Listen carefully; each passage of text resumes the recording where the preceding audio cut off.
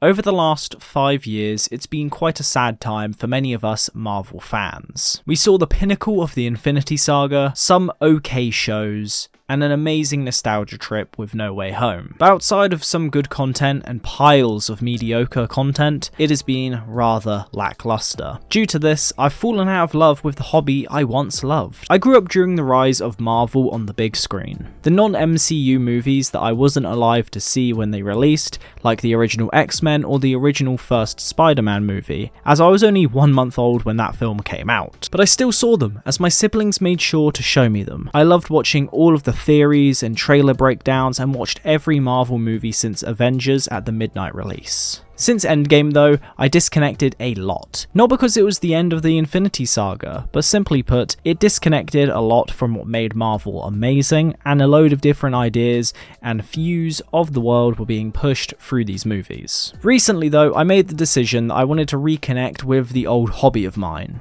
The way that I intend to do so though, is by going through all of the movies once more. So let's talk about the first movie to make the MCU what it is today, and being older than I was when I first watched it, and how that changed the way I view the film.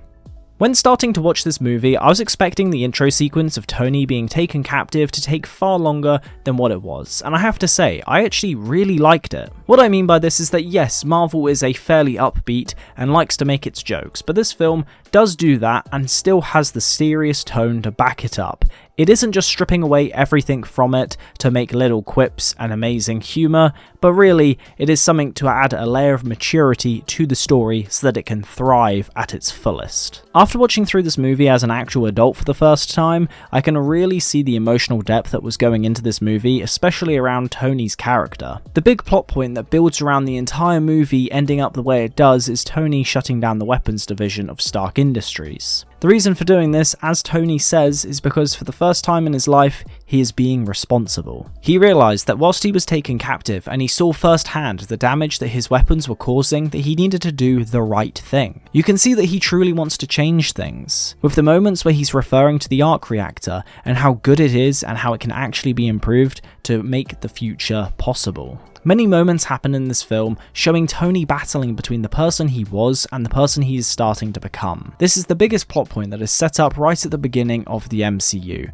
and doesn't get fully paid off until the end of Endgame. Another big part of this movie that is often overlooked in later movies, as it's so ingrained into the actual idea of Iron Man and Tony, is just how smart he actually is. I feel like this movie really focuses on the fact that he is a smart guy, but he's mainly an incredible smart inventor and has the ability to create whatever he is imagining. In later movies, this is kind of shown off, for example when he learns an entire area of science within one night, and obviously finding out how to do time travel as you end up getting within Endgame. It was really nice though to watch this and have a movie that really focuses on Tony as just being a guy that is really rich and really smart. He isn't just some dumb guy that is fighting for the sake of it on screen to power up the women around him like we got within Love and Thunder. Now obviously the new movies do still highlight just how smart Tony is, but this film genuinely feels as if it is actually being highlighted genuinely that his character is smart.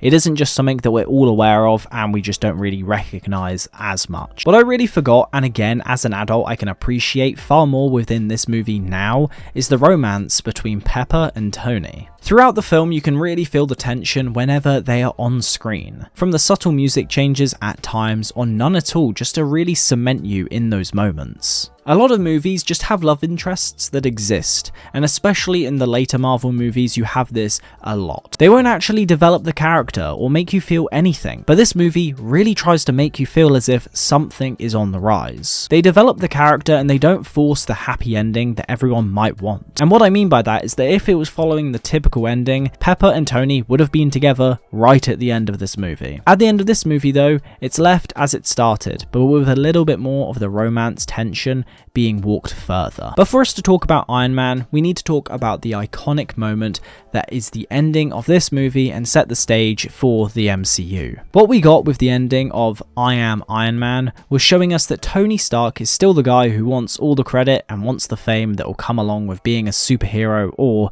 a billionaire. He knows that he's starting to do the right thing, but he still wants all the fame that is attached to that exact same thing. I love this movie as a lot of movies would have ended off with this character being humbled and not wanting to share too much. But Tony is a good character because he has those flaws, and they don't come across as obnoxious, but instead as a guy who is flawed and is trying to make those changes, even if that is slow. What this does highlight, however, is the difference between Tony Stark in Iron Man and Leopold Strauss within Oppenheimer, and Robert Downey Jr.'s performance. He is great as Tony within this movie and all the ones after this, and was the perfect actor to play the role. However, a part of me feels like his performance was amazing because he is Tony, the same way Hugh Jackman is Wolverine and Chris Evans is Captain America. So yes, they do an amazing job within those roles, but in a way it always came across as if it came natural to all of them. You can tell that they are great actors, but it's until watching something like Oppenheimer that Robert Downey Jr.'s ability was truly shown off, and I'm incredibly happy to see him winning an Oscar. Even though people may say that the meaning of winning an Oscar is dead, it is nice to see that someone who pretty much saved a lot of Hollywood when it comes to how the MCU was propping up that industry for such a long time, and had on his shoulders the entirety of the MCU that whole time, dominate